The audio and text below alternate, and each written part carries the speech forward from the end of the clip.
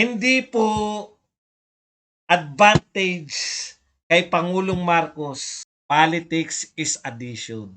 No? Yung hindi po makaunawa niyan is either walang alam sa politika or tatlo pala, no? Is either sinasadya, walang alam sa politika, ikalawa, sinasadya nila mabuwag yung unit team dahil meron silang ibang gusto, no?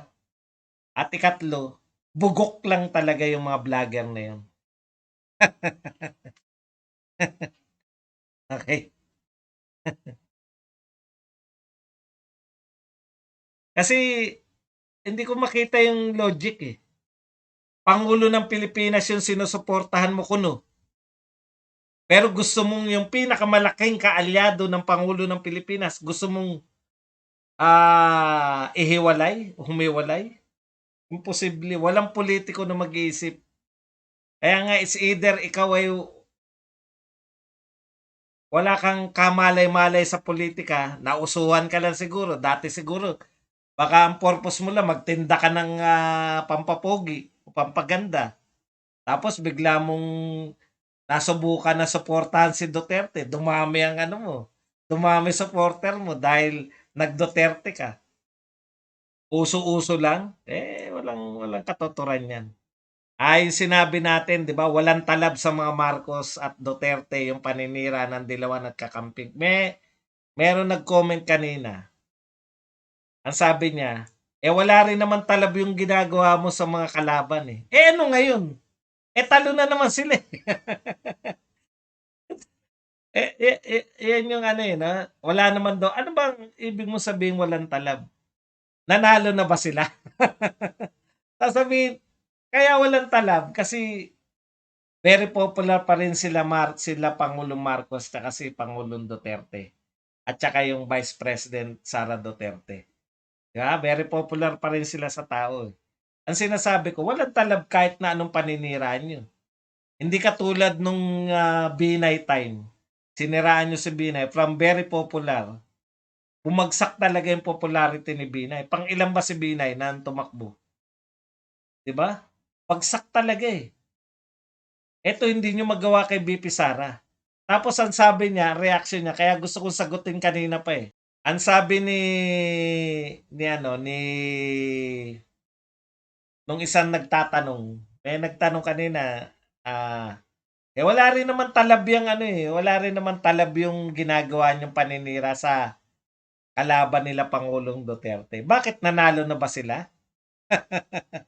Masasabi mo lang na walang talab yung pagkontra mo sa kanila kung hindi po pag status ko, ibig sabihin, yun nga ang gusto natin, status ko, manatili silang talunan.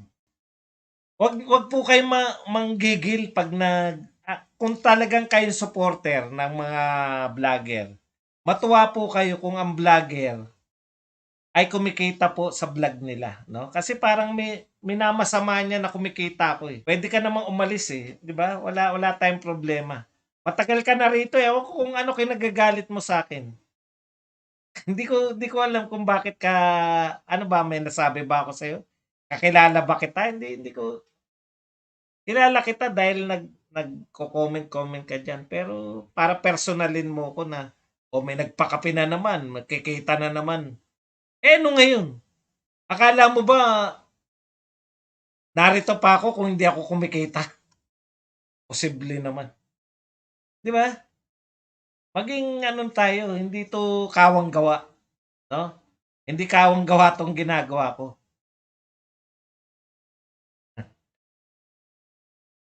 Yung po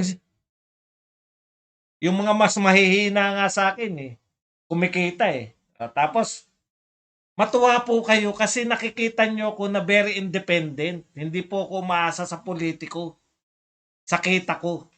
'Di ba? Mas proud ako na kumikita ako sa YouTube, sa Facebook, hindi sa politiko. So, ano dapat gawin ng oposisyon para magkaroon sila ng common candidate? Ah, masyadong maigo yung mga oposisyon eh. Tsaka kahit ako po, alam ko po yung pwede nilang gawin, bakit ko naman sasabihin? Kala ko talaga. Hindi, ako, eto Kasabay natin halos yung Australia. Maganda yung tanong niya, anong gagawin ng oposisyon? Kasabay natin yung Australia, di ba? Halos, nauna lang yata tayo na isang week. Tapos natalo po yung anong tawag doon, yung majority.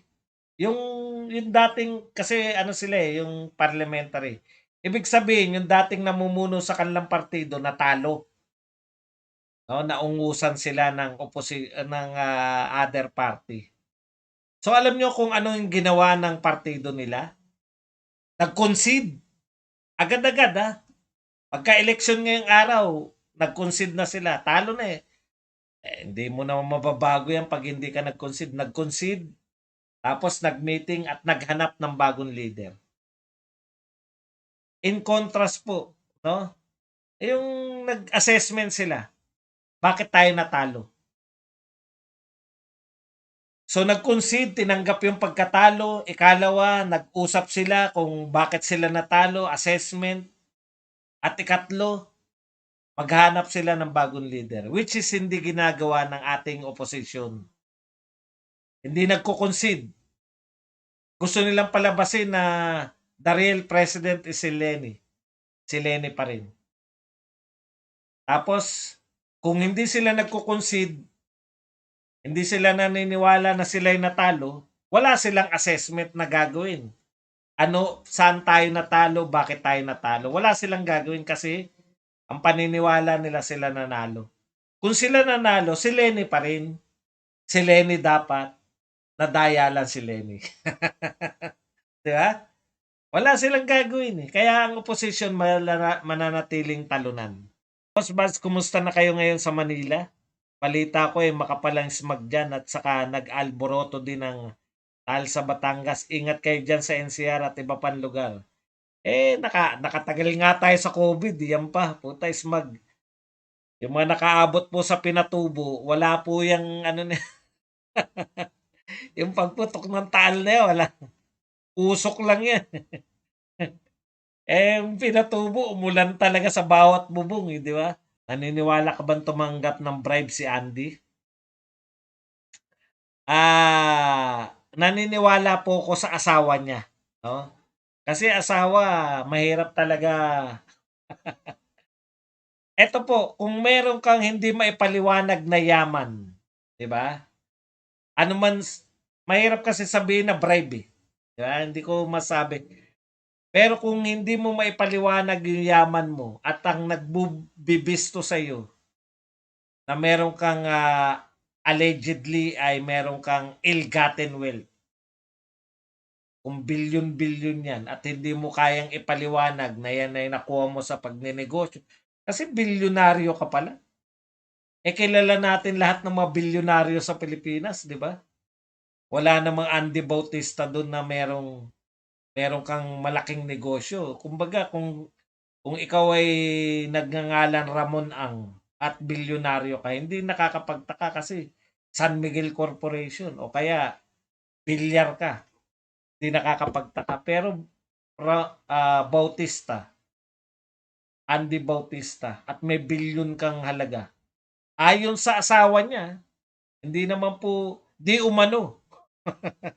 Ayon sa kanyang asawa, di umano. Kaduda-duda talaga yun. Ngayon, hindi masasabi na bribe lang kasi sininggle out mo bribe eh. Pwedeng nakuha pa yun sa iba, di ba? Baka hindi lang yun isang uri ng pinagkunan.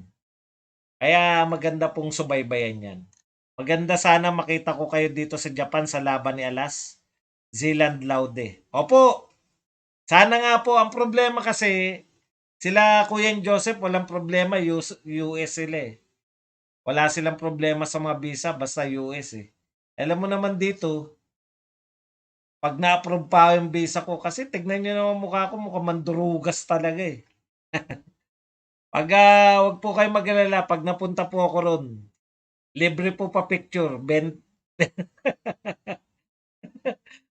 da. Ay, mga taga-Japan, magkano ba? Happy anniversary sa martial law. Naging maayos ang aming buhay kasi hindi naging komunista ang Pilipinas. Yan po si Chris. Pasensya na kayo na wala na tayo ng kuryente.